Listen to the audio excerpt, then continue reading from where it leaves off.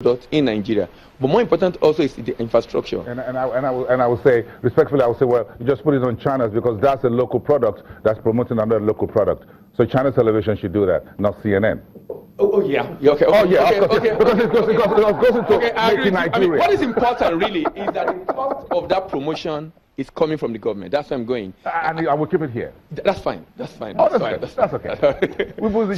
Promoting the product, I mean, projecting the product, so at the end of the day, people out there get to know so much about Nigerian product out there. But more importantly is that as the government is supporting the agri people, supporting the supporting manufacturing, we should begin to think of export.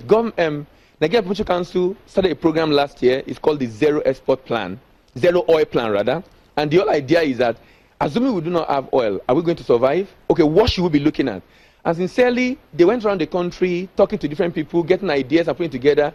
We're expecting we should see the presidency launch that program. I understand it's been submitted because from time to time I ask the people in the council, how far with this program? Laudable program, got a lot of people to come together to put the program in place, spend a lot of money about this program, but we've not seen that program launch. So it's very important that that program is launched, and then we'll be able to know the priority product that even people in agri can say, okay, if government is giving this priority for export, I think that's the space we should begin to invest our resources. You know, my thought is that Anambra State has one story of exporting vegetable like ugu to Europe, and some reports said they made as much as $5 million last year from there. I'm not sure they waited for the federal government to give them the go-ahead, but that's a conversation I want to ask, whether we all need to for the government to launch that particular thing before we move on. Okay. Do you have any response? Yes.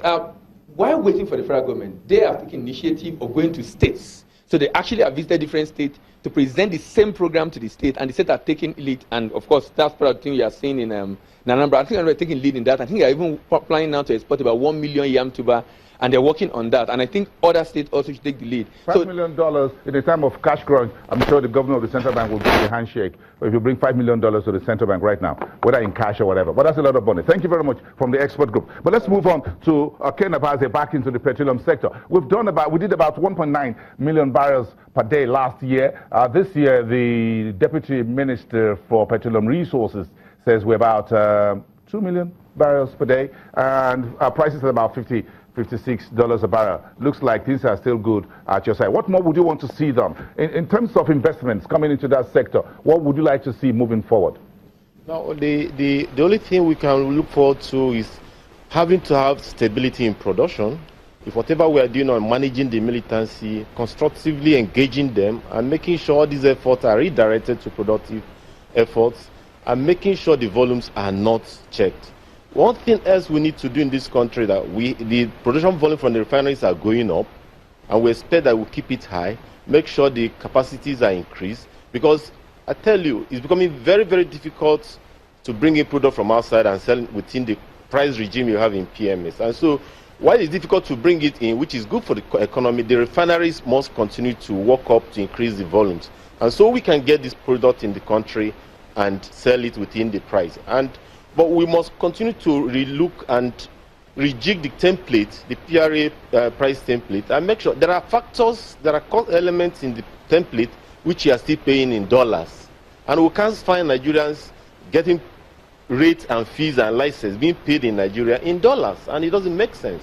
So when you're paying NIMASA, you're paying DPR, you're paying inspectors, and you're paying it in dollars, it does not make any sense for us when we have all these things bring pressure on the foreign exchange you're looking at. And so Nigerians can pay those rates and license in Naira, and then reduce the pressure you have on the foreign exchange.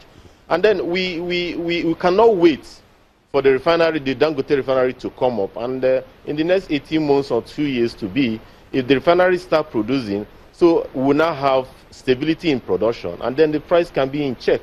And so Nigerians have every reason to be happy and be in expectance of a good tidings in the petroleum sector. We appreciate those thoughts from you. Well, but let's move on to Princess Layo Okeowo, who is an industrialist, and we need to get more of her perspectives. Madam, you said you produce envelopes, and that's very important in the what you do in business and offices and what have you, stationery. So that's very, very important. But talk to us about the raw materials that you use FX was one head-scratching story for every one of us in Nigeria, from selling roasted plantain by the roadside to the guys wearing blue collar here in the studios with us. Talk to us more on this matter. What would you like to see happen moving forward?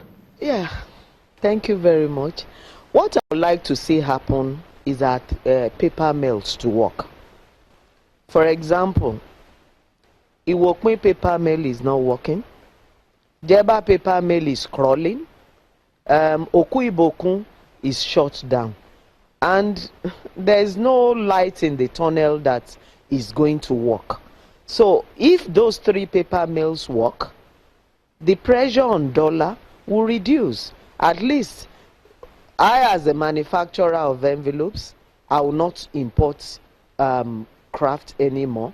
Printers that print calendars and all stuff, they will not go there to ask for dollars anymore.